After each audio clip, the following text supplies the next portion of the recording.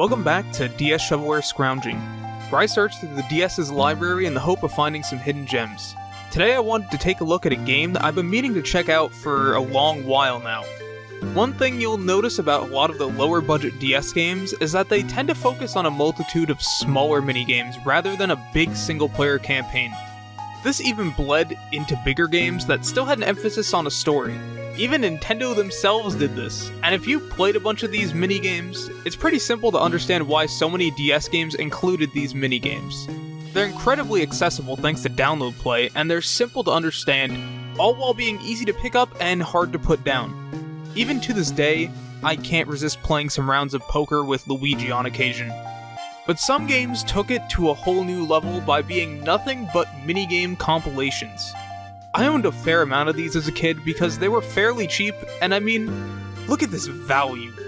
I can get this game with 30 different games in it for half the price of this game with only one game in it.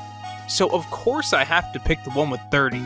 Obviously, now it's easy to understand why quantity isn't always better than quality, but that doesn't mean you can't have quantity while still retaining some level of quality. And that's where a little game called Clubhouse Games really shines. This is a game surprisingly published by Nintendo, and you can pretty much immediately see that level of polish here. Sure, this is a minigame collection, but the menus are slick, every sound is distinct and satisfying, the music is catchy, and it just feels like a Nintendo game. You even get these little profiles that you can customize with unlockables as you play the game, which is pretty surprising for a small DS game like this. There's 3 main modes to play here, which are free play, which I think is pretty self-explanatory, stamp mode, where you play through each game and earn stamps based on how you play, and mission mode, where you complete certain missions in each minigame. Stamp mode was how I primarily played this game since not only does it unlock some things in the game, but it also allows you to experience all 42 of the games throughout the entirety of stamp mode. Mission mode was also pretty fun though, since there are some unlockables you can only unlock in that mode. Honestly, I'm surprised there's this much content in a game like this, considering that usually these minigames keep track of your high scores and that's pretty much it. But the most important thing in a minigame collection is the minigames. And these games aren't just some random games that the developers made up. These are classic games that we played long before video games existed. You have card games like President and Texas Hold'em, board games like chess and shogi, some action games like bowling and billiards, and some other miscellaneous games. My favorite of these games is probably Word Balloon, which is just hangman, but I'm assuming Nintendo didn't want to use the word hang because the only time Nintendo uses that word is when they want to hang their fans for enjoying their games. I recently was playing a ton of Extreme Hangman on my 3DS, and this game is pretty much the same thing without the weird over-the-top stick figure violent animations. But not all of these games are winners for me, and there are certainly some frustrating games, to put it mildly, but we'll save those for later. I did generally enjoy most of the games in here, even the ones I didn't know much about. And at the end of the day, that's what matters most about these minigame collections. One of my biggest issues comes down to the fact that in stamp mode, sometimes you're just stuck playing a game you don't really like. Fortunately, you usually don't have to win to move on, but the problem is that sometimes these games take a long time to complete. I think some great examples of this are the bridge games, because they are just incredibly boring and they take a long time. Maybe there are some bridge enjoyers out there who enjoy it, but I can bet there's probably some other long game in here that you don't really care for and it becomes a slog to play through. And this only becomes worse because if you don't understand the game too well or aren't good enough to win, you'll probably have to play it more than once. If you come in first place in a game, you'll get 3 stamps and you'll be able to move on to the next game. These stamps also carry on to the next game, so you might end up playing a game you hate less times than you otherwise would if you can win the game before it. However, if you lose, you get 1 stamp, and you need 3 to clear the game. So if you can't beat a game and don't enjoy it, you'll have to play it up to 3 times to clear that game. If it's a short game, it's not so bad, but if it's a long game like Bridge, this is where things can get pretty frustrating. But even though I've mentioned that I'm not a fan of Bridge, it did manage to grow on me a little bit. But the more I played some of these games, the more I was able to tolerate them more and appreciate some of them. I mean, these are classic games after all, so it only makes sense that most of them would be enjoyable to play. But I've grown up seeing plenty of these classic games or even other game compilations give very little information on how to play them. And that resulted in a lot of frustration for me as a kid who couldn't understand how these games worked. A game like backgammon is a lot simpler to understand in Clubhouse Games than it is with a board and a bunch of pieces you don't know what to do with. The rules for these games are very descriptive, and they'll even tell you strategies for the game as well. I didn't have to look at the rules for most of these games since I was either able to figure out what I was doing or already knew most of the rules, but it makes the game instantly higher quality than a lot of other minigame compilations.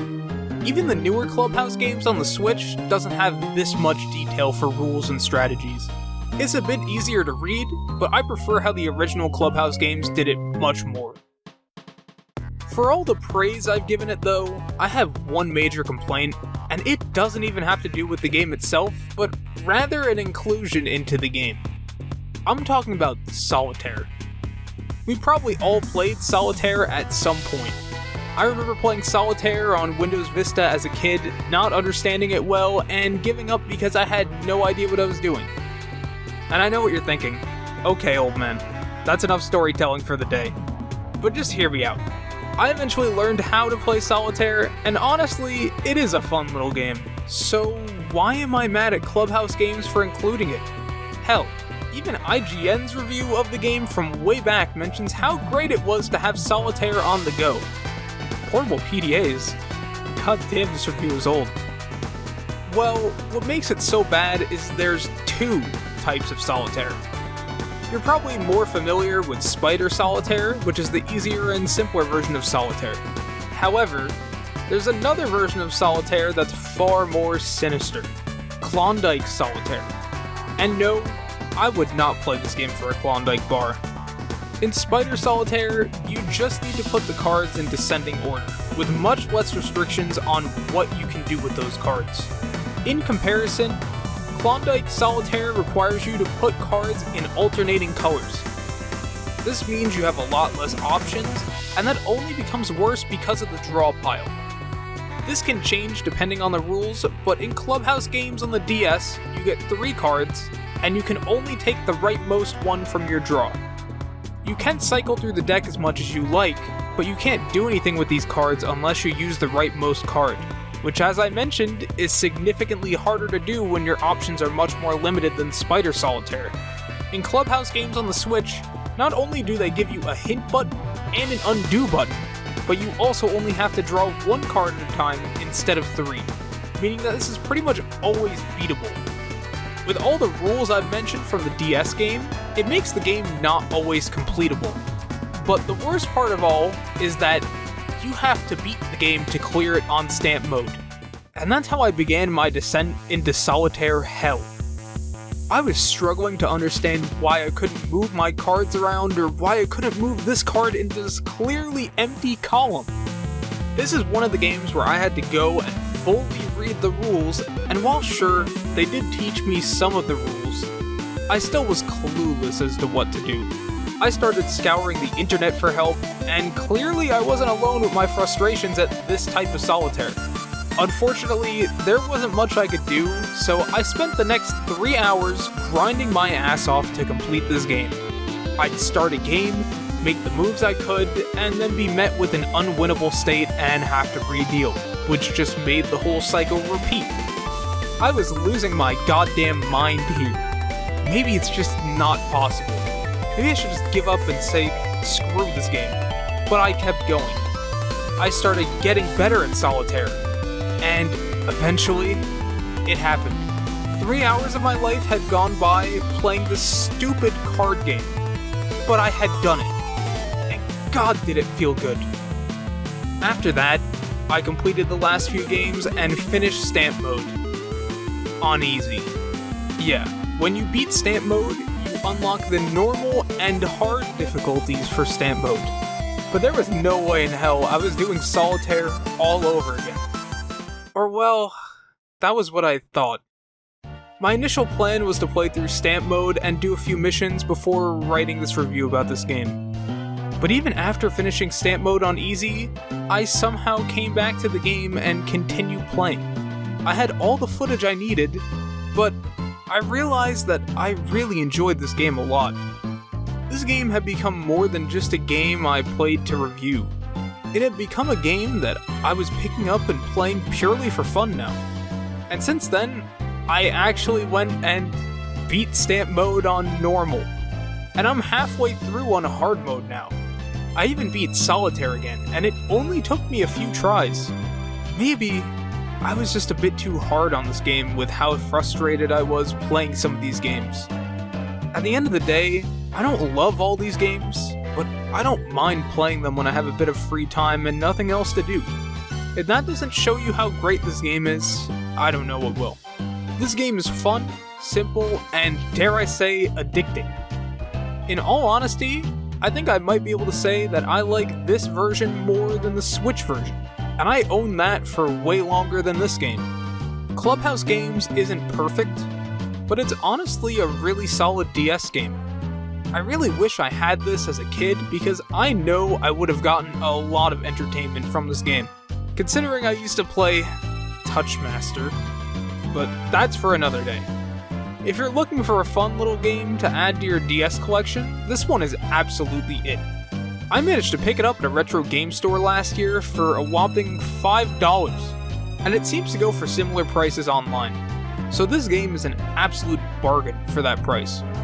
I cannot recommend this game enough, and sure, there's gonna be some annoying moments playing games you aren't as fond of, but this game is worth it. It has the charm that reminded me of why these minigame compilations are so appealing, even at an age where they've become a lot less common. And that's what I think makes this game so special. If you get the chance to buy this game or try this game, give it a shot, because you will not be disappointed.